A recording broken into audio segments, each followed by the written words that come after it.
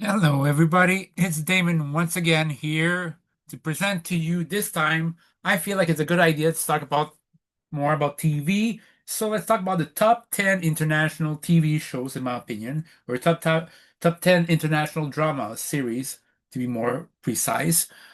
In terms of my honorable mention, I'll have Extracurricular, which is a very fun show. I would say it's more of a dark comedy show, but I liked it. But you should check it out. That's for extracurricular. No, so now, without further ado, let's start with number 10. Number 10, at number 10, I have The Eight Show, which is a 2024 South Korea comedy thriller that was basically released on Netflix. It's eight strangers who have to participate in a game where they'll be inside of a building and they get to earn a certain amount of money for each time the minute continues.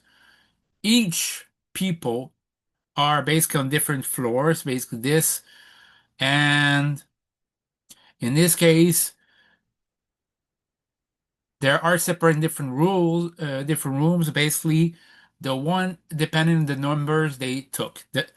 Somebody who had the number one would have the basically the lowest, the poorest room of the whole house, whereas number eight, which is higher one, are significantly more this financially lucrative, and they get much more money. People who are basically in the higher number rooms are much more much more rich, much wealthier, whereas people on the lowest number room are much poorer. And then it creates basically power dynamics or power conflicts between everyone, of between people in the different rooms, which is one, two, three, four, five, six, seven. So basically, it's like the top rooms. There's people the on the top rooms. There's the people in the bottom rooms.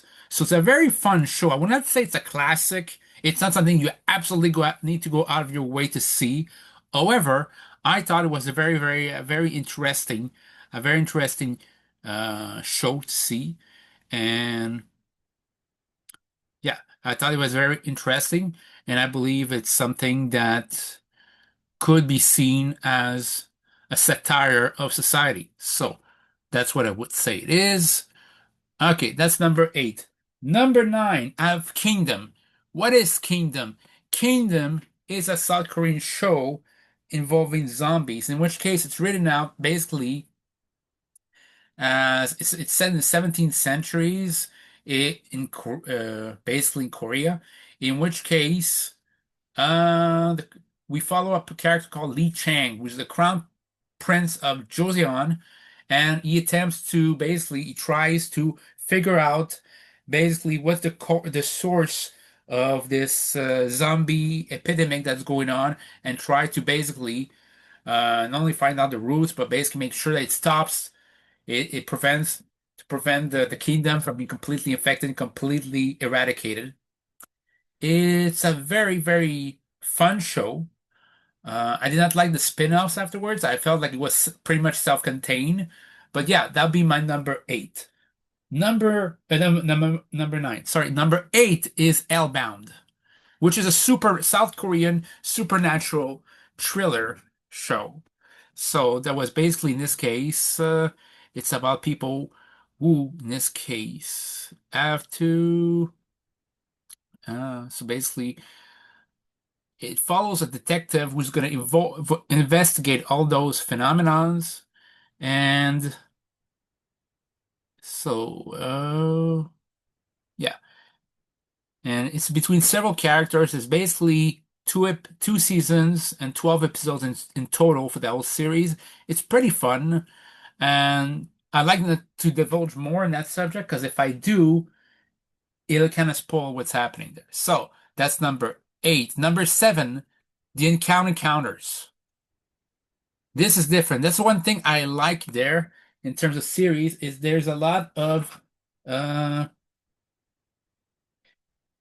there's a lot of different types of series. It's not the same thing. It's kind of like a buffet. It's not always the same type of series. Uncanny Counter is basically a K-drama, basically in the style of a superhero series, which I felt is very, very important there. It's the closest thing to have a superhero movie, the closest thing to a superhero movie in terms of series there. So it centers around the titular character called Somong, uh, who was a high school student with a disability, basically who becomes part of the counters and ended up with training, he ended up being the most powerful of the bunch. The whole series is very fun because they have to fight against demons and after demons basically, and all of them basically in their meantime they pretend to be working in a noodles restaurant between this, but they always try to investigate any kind of appearance of demons there. So I thought that show was very fun, was very, very entertaining. You should give it a watch. Much better than Umbrella Academy, that's for sure. Umbrella Academy, whew, they did not stick the landing in the last season, whereas this one, Uncounted Counter, sticks the landing all the time. And one thing I like about this series is every season it's its own story. It's like Uncounted Counter season one, it's like the opening movie of a superhero trilogy, whereas Uncounted Counters Part 2 is basically the sequel, which has some ties to the first one, but its own story entirely, just like Batman and Batman Returns. Okay, so that's Uncounted Counters. That's number seven. Number six is a tie between Tomorrow and Silent Sea. Tomorrow, a very, very fun show, but it can be also a very fun show, but a bit depressing at times, depending on basically uh how you choose to watch it. So, uh, sorry, it's called Tomorrow. I'm just trying to how to summarize it. Uh, it's basically in this case is It's about Cho Jung-woon, who basically gets an accident and basically is in purgatory. And between this, he becomes basically he gets to encounter Grim Reapers called Kurion and Lim Ron-kyu. So basically, who work in terms of basically Grim Reapers who try to prevent people from committing self-erasing, and basically he they intended to basically I'll say this. They enroll basically Jung Wong basically while he's in a coma. They enroll him to be acting uh, kind of a Grim Reaper from the time being in the crisis management for dead angels. For that, the whole series is very fun, but it's also when you get intense against them. The first episode's about it's very intense about bullying, and honestly, through personal experience, being bullied in the past, I've been bullied in high school. The first episode's kind of rough. It's very intense. To me, it made me more uncomfortable than some horror movies. It's like it really brought you back to being bullied in high school and how uh, the experience gets you, the feelings gets you back to. And while mine was nowhere as intense as this, it's very, very, it was very powerful, but very powerful and honestly very uncomfortable moment. And it's like bringing back the discomfort of the person. But it's a show not just about preventing suicide. It's about a show. It's not about just a show about, sorry, Grim Reapers who try to prevent self-erasing, but it's also a show that basically tries to promote the value of life, of human life. Basically, in this case, how to turn it around and try to be more positive and enjoy the time you got. Basically, it's a little bit of mindfulness there. It's about enjoying the present moment and not always second doubting yourself. So maybe I get it wrong. Maybe people will tell me something based on the main meaning, but that's how I see it. It's a tie at number six, along with the Silent Sea. Silent Sea, in this case, it's a science fiction South Korean show. And in this case, it happens in space. And basically, in this case, they have, since the future that Earth in the movie, in that series, they start to lack potable water to drink and to cook, to whatever in this case. So In this case, the mission is they have to go explore basically the moon and basically explore the water there. So little by little, in this case, they found out they go over there and there's a virus that's happening. So little by little, people of the team, basically of that team of astronauts, gets killed because of the virus that's happening there. It's a very, very fun show, and I like that it's one season. You don't need to have 70 seasons. You don't need to have 70 episodes. Eight is enough to tell the whole story. So I really like that series. That's for number six. Number five, Somebody. Somebody is a show basically about a tech developer who basically creates a social app called Somebody for people to meet together.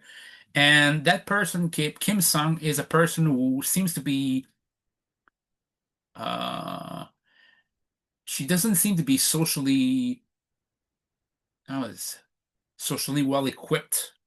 Or more say she's basically a social beast, has difficulty speaking with other people, but she still has friends. But she's basically one of her friend is a detective, and basically they're confronted with the fact that there's a murder case that happened because somebody using that app has murdered somebody. So uh, they have to both of them basically uh, Kim Sung and the detective Jin Young as a team together try to solve the murder that happened. So that's very important. It's a very good show. Again, sticks the landing. I will not say the best show I've ever seen, but it's pretty good. So you should give it a watch. Number four, you already know what it is. It's Squid Game.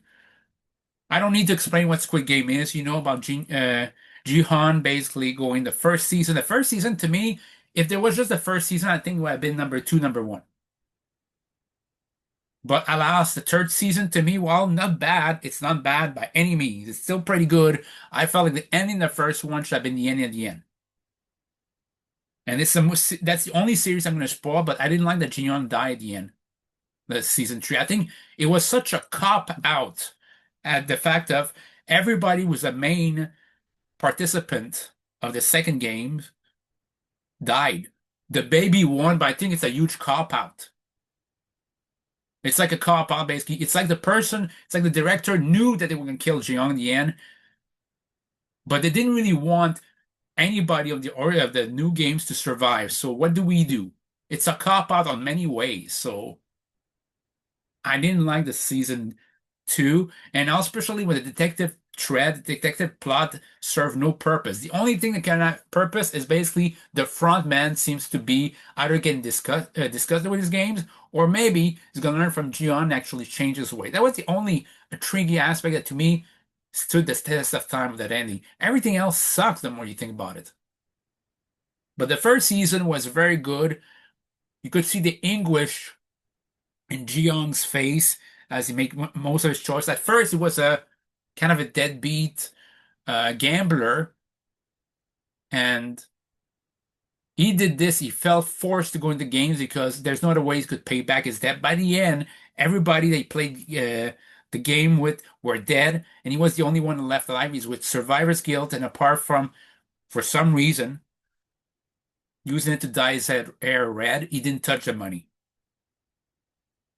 And I wanted his character. I wish that the ending of the first one would have been he goes to see his kids in the United States. And you could have even have he goes to stay there, he goes to have seen times with his family, with his kids, and then when he's with his kids, you have the same phone call. You could have easily done that and give him a reason to come back to Korea to confront whoever is the front man. Because right now I felt like the tragedy in all the stories, Ji Hong will be seen by his daughter as a deadbeat, despite the fact that he actually tried to save many people's life. And the tragedy of this, he wasn't able to continue to actually save all of them. Maybe save one person, it was the baby, and that's it. That's the tragedy of Jeong. I didn't like how he did. I know it wasn't supposed. Not every show has to have a great happy ending, but I felt when you have three, four seasons, you cannot crap all over the characters either. You cannot do a Matrix and decide to erase your main character just because it'll be edgy or nobody sees it coming. A lot of things could happen in a movie that nobody sees coming. I mean, Bret Hart could face Shawn Michaels in that man match, and basically, lo and behold, Hulk Hogan arrives and pins Shawn Michaels and wins the title. That doesn't make it good. I don't know. It's like people think it's about wrestling fans that want swerves or Vince Russo. No, it's some movie directors want swerves just for the sake of swerve.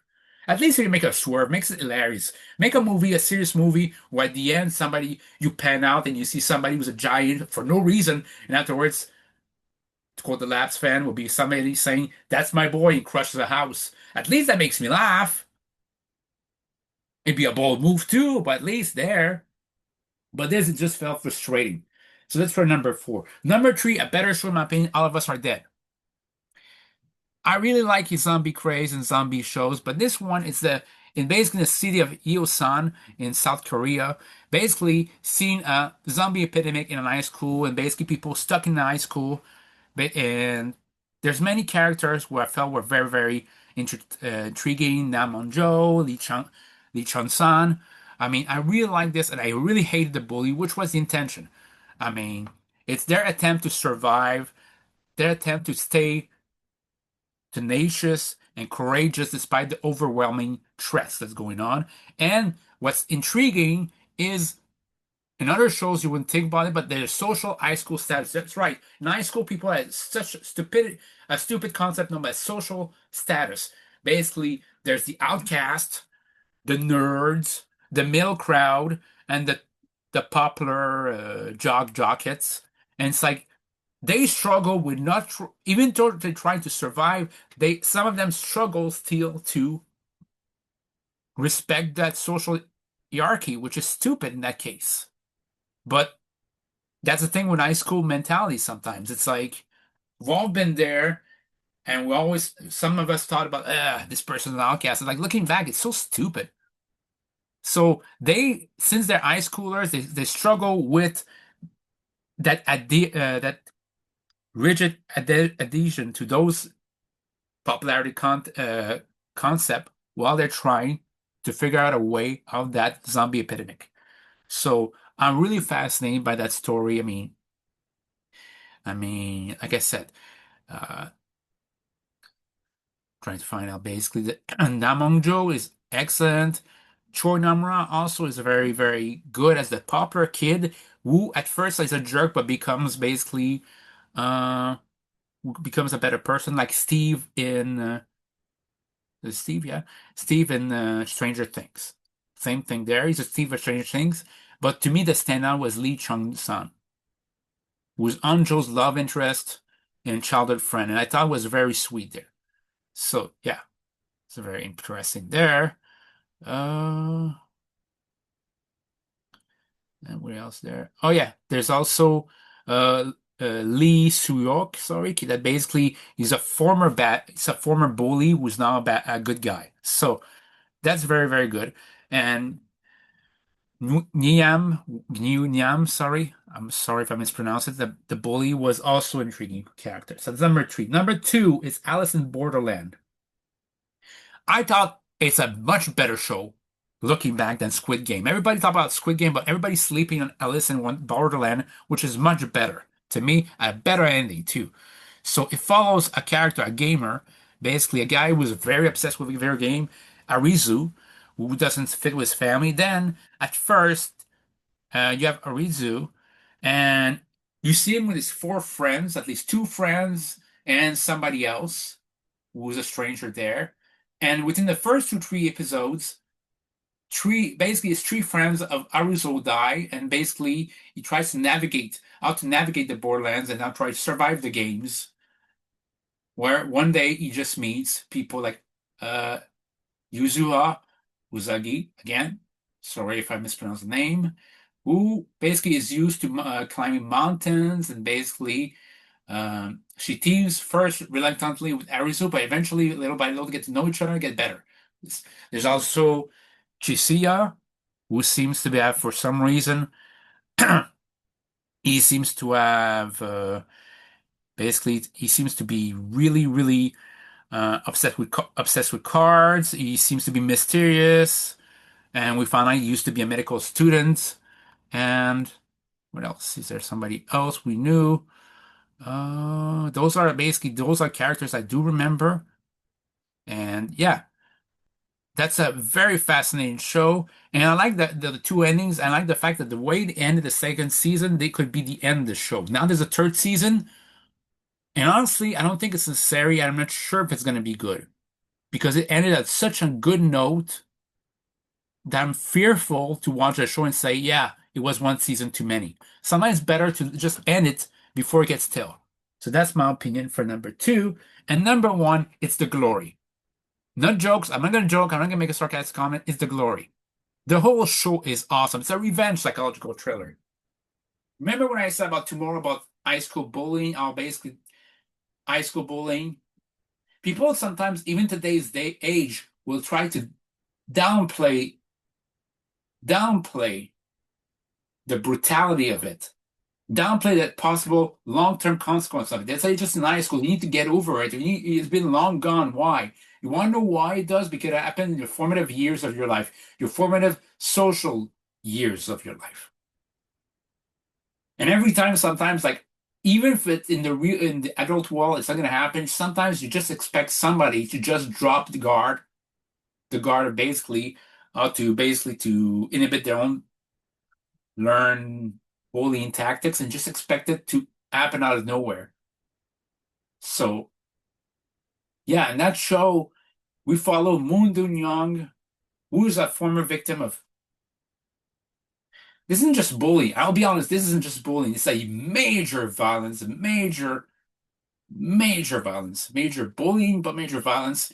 In this case, she plans to seek revenge on everyone that bullies her. Especially, there were all groups of bullies in high school, four or five of them, and here's the whole show is about her trying to get revenge on them, and as well as her mother, we didn't care about her, and she makes some connections along the way. She finds a doctor, one of her best friend, and basically the person who's going to end up becoming her boyfriend will be a doctor who also try to swear off her way of vengeance.